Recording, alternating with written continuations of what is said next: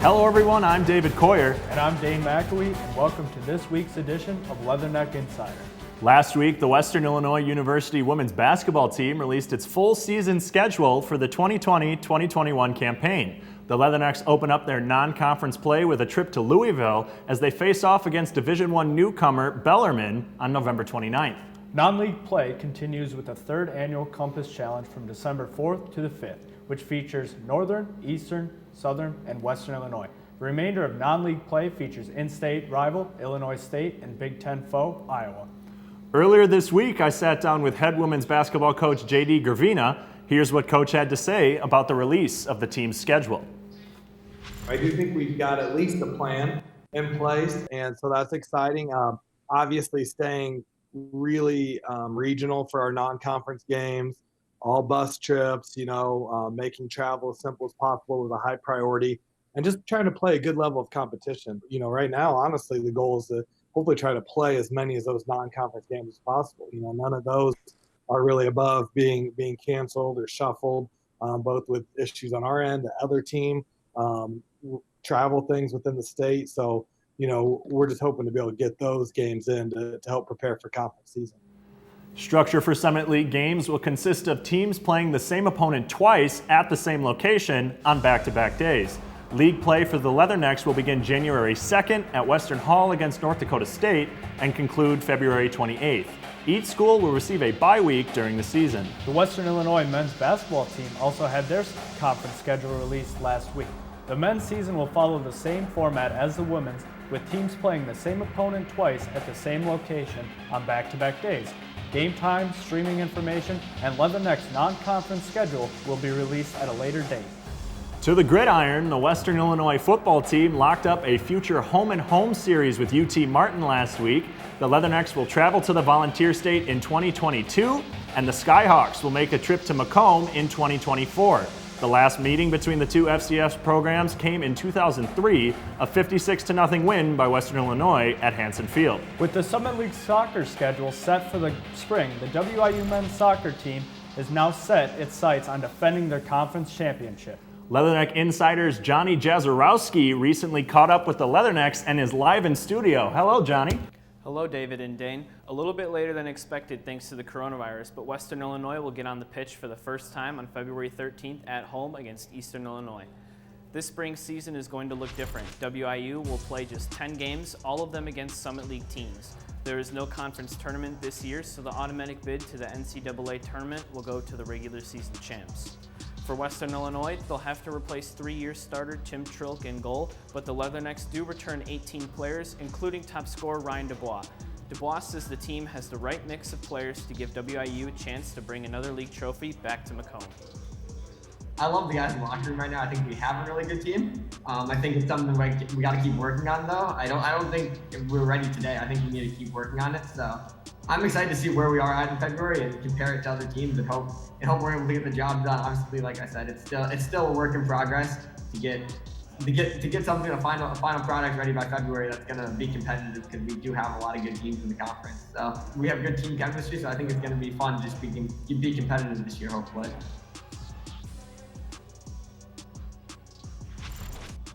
If WIU can return to the top of the Summit League, it'll be the first time in program history to win back-to-back regular season titles, and it will be the team's first trip to the NCAA tourney since 2012. Reporting live in the studio, I'm Johnny Jazarowski. Back to you, David. Thank you, Johnny. Coming up on Leatherneck Insider, Brendan Reedy sits down with brand new Leatherneck men's basketball head coach Rob Jeter. Stay tuned. Western Illinois University. Our beginnings in 1902 focused on providing affordable teacher education training. We've changed with the times and excelled through the years. Today, Western is positioned for the next 100 years and beyond. Affordability of diverse academic programs, outstanding learning opportunities, and hands-on experiences provide excellent job placement for our graduates. This is Western, forever Western.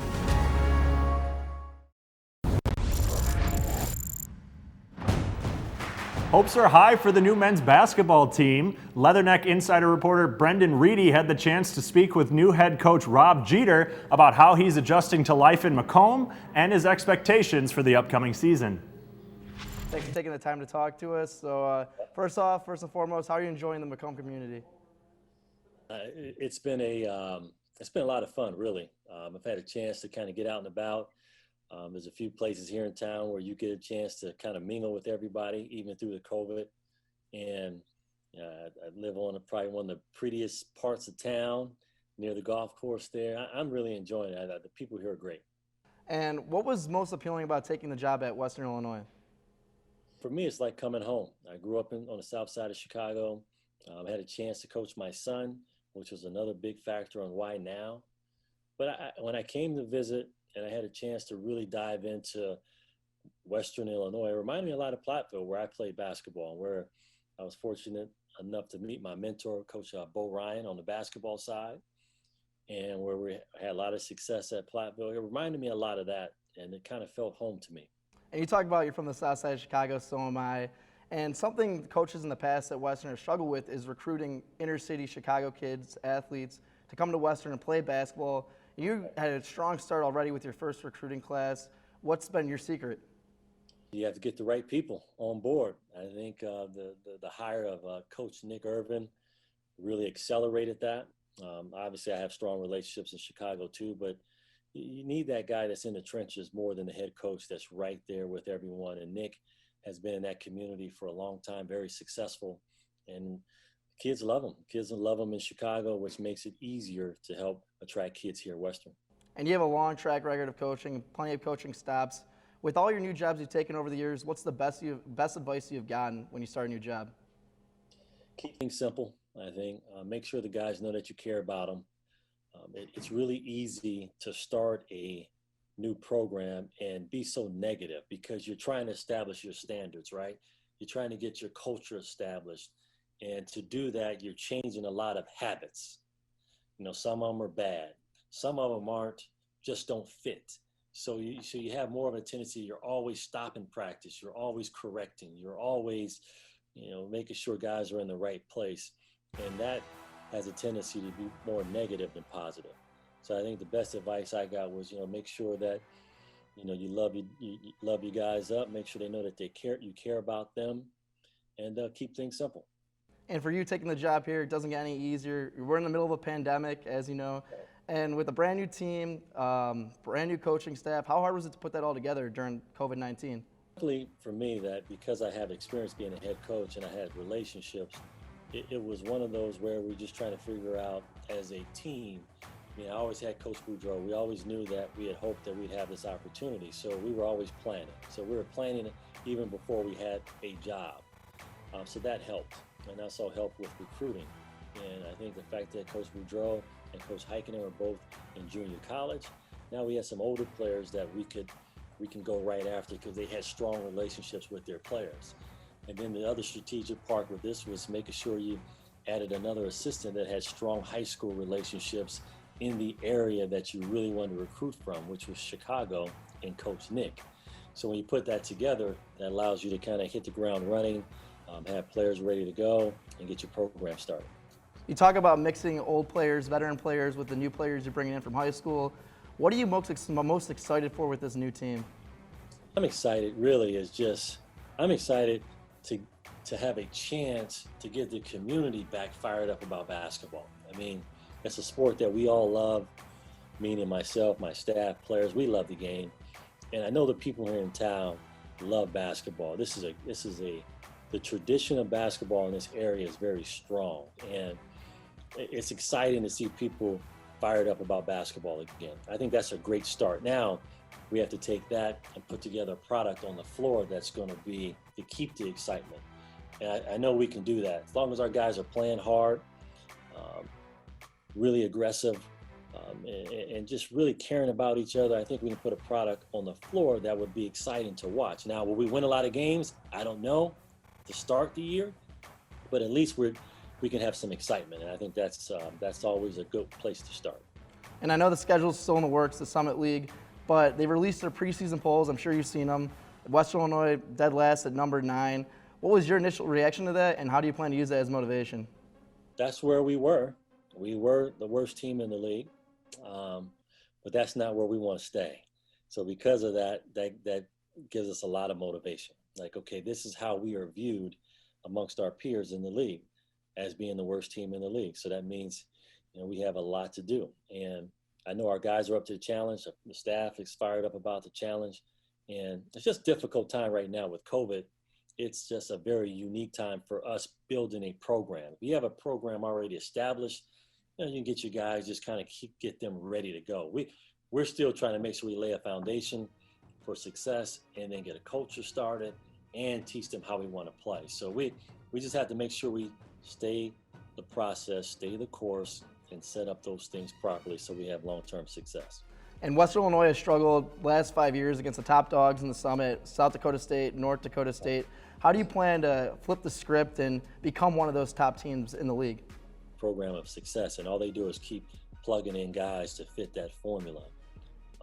We have to try to do the same thing. So we have standards on how we want to play. We have a style on how we want to play. Now we have to make sure that we recruit to that style, and then just keep guys here for 4 years. We can't have a lot of guys transferring in and out. So we can get a 4 years established of players. Now they're teaching the younger players. And I think that's what you're seeing more in this league. This league is very mature. A lot of guys that have been around for 4 years, and when they become that junior and senior, they're very difficult to handle. So we have to get a lot like them. And you're known for your aggressive style defense. How often can we expect the Leathernecks to bring out the full court press? Well, it's all about bodies now. We have to make sure we have the bodies to do that. And this year is going to be, we'll see. Maybe we'll have a few games there. We have a full roster of players and we can extend the pressure a little bit. And you've been to the NCAA tournament before. You've got a win there too. Western is looking to get their first bid. How do you plan on ending the drought? You really have to just take care of your league, right? You have to, first of all, take care of every day. Make sure every day you're preparing to be the best player you can be, best team you can be, and then everything else seems to fall into place. You have to catch a few breaks. That's with any team, but you catch those breaks by being tough. So we have to make sure that we're developing a tough team so that when adversity hits, we can fight through it, come out on the other side, and then bring a championship to Macomb. Thanks, Coach, so much for your time. I know I'm excited. Everyone else in Macomb is excited as well. We wish you the best of luck, and thanks for your time today. All right, appreciate it. Have a good one, Coach. Thanks. Thank you, Brendan. Coming up, the Western Illinois golf team found a creative way to try and perfect their swings during a season postponed by the pandemic. Will Beasing has more after the break.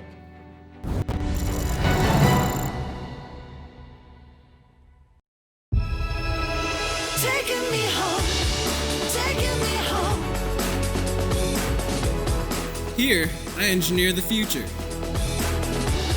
Taking me home. Bring me back. Here, I have countless opportunities. Taking me home. Bring me back. Here, I do research. Right here at Western.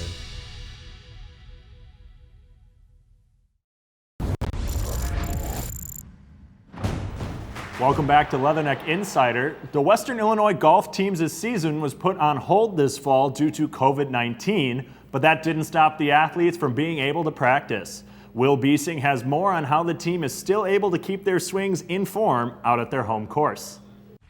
Hermosillo Golf Course is home to the Western Illinois golf team, but in the Pro Shop holds a new piece of technology that will be able to help the team moving forward. This new simulator will be able to keep track of their stats and can show what they need to work on. We reached out to a few donors that were willing to assist, and then we actually had some reach out to us. So we were able to get a donation for the enclosure, the cage. We were able to get a donation for the projector, which was great. We had a couple of projectors donated, but they weren't the right throwing action. You need a short throw projector, which I didn't know, so I learned that. Then we were able to fundraise enough money for the software. So that was in the gaming computer. So essentially to operate the TrackMan with some of the TrackMan combine results and the simulator feature, which you can actually play courses, we needed a gaming computer with certain capacity as well as the projector and the enclosure. So and all those pieces together required some research, but we were able to do that really at no cost to the team, which was awesome.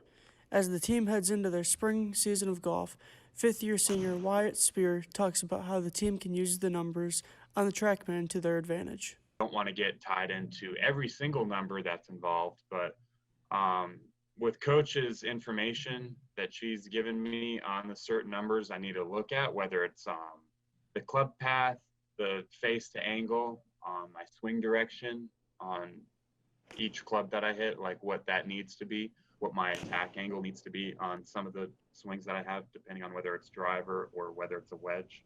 It's became very crucial. The simulator is able to provide many different features that allow them to explore different aspects of their game. But we have I think it's called E6, where like you have to have the TrackMan set up to track the ball flight and everything, but you can set up this, on E6, it has numerous golf courses, some of the most famous golf courses across the world, and you can play 18 holes, like 9 to 18 holes or whatever, and you can just go out and play. And that's kind of cool just to, like, you don't worry about the numbers, it's as if you're playing a regular round of golf. With wintertime right around the corner, the simulator is a new way to allow the team to keep training throughout this time. And with their spring schedule still unannounced, the team will still be more prepared than ever to be ready and compete. From Macomb, reporting for Leatherneck Insider, I'm Will Beesing.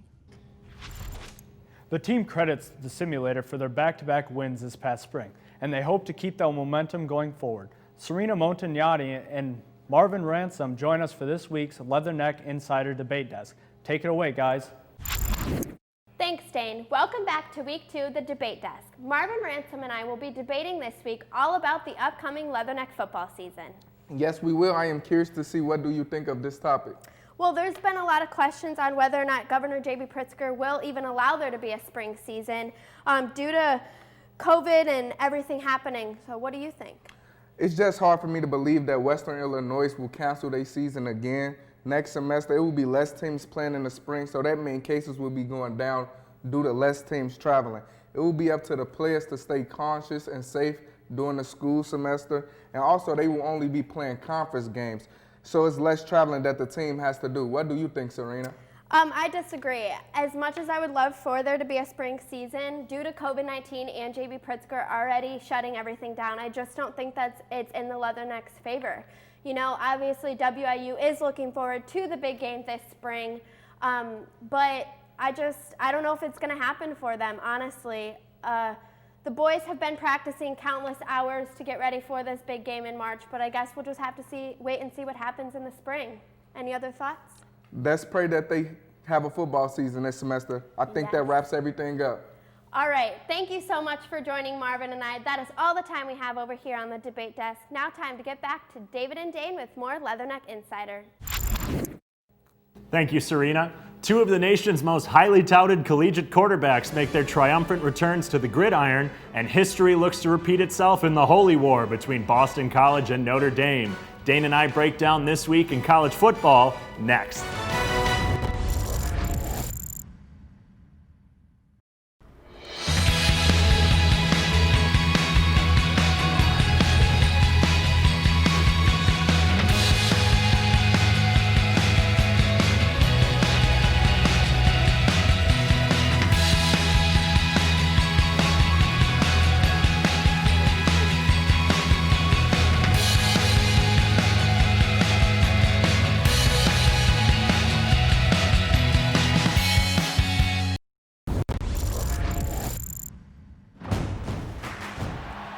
Quarantine is finally over for Clemson quarterback and Heisman Trophy candidate Trevor Lawrence and Wisconsin starter Graham Mertz. The 2 quarterbacks contracted COVID-19 a few weeks back, and the latter's team shut down operations for the past 2 weeks. Dane, what impact does the return of these 2 quarterbacks have on the landscape of college football? Well, Wisconsin saw a chain reaction of cases among their players and coaching staff. This week, they play an unranked Michigan for the first time in 2 weeks, as you said. They'll have Graham Mertz back, who started week 1. He had an outstanding game, had 5 passing touchdowns, 17 consecutive passes completed with a completion percentage of 95%. Clemson, on the other hand, was without star quarterback Trevor Lawrence, and they lost last week to Notre Dame, and 2 weeks ago they beat ACC rival Boston College. The Tigers didn't miss a beat on offense, though. Without Trevor Lawrence, they still looked really good. With Trevor Lawrence coming back, I expect them to not miss a beat. The Badgers travel to Ann Arbor to face unranked Michigan this weekend, and Clemson has a week off with a bye, so hopefully Trevor Lawrence can kind of get back into the swing of things after being out with COVID-19. So as I mentioned before, David, Notre Dame was able to knock off #1 ranked Clemson. The Fighting Irish find themselves in a familiar situation, don't they? Yeah, well, the last time that Notre Dame knocked off a #1 team in the nation was November 13th, 1993.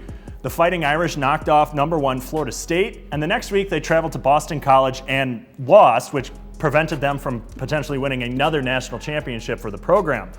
This week, 27 years later, it's almost the exact same situation. Last week they knocked off #1 Clemson, like you said, and they traveled to nowhere else but Chestnut Hill, Massachusetts to face off against Boston College once more. So would you say the history is set to repeat itself, or do the Red Hot Irish have their eyes set on an easy road to the ACC championship? I mean, will this be an easy road for the Fighting Irish? In short, no. Boston College really showed that they're not a pushover after having a strong first half against Clemson 2 weeks back, holding them to just 28-13 in the first half. However, Clemson's defense finally stuck up in the first half, shutting out Boston College. But will history repeat itself on Saturday? I think it's a lot more likely than most people are really thinking. I think Boston College holds a good chance of upsetting.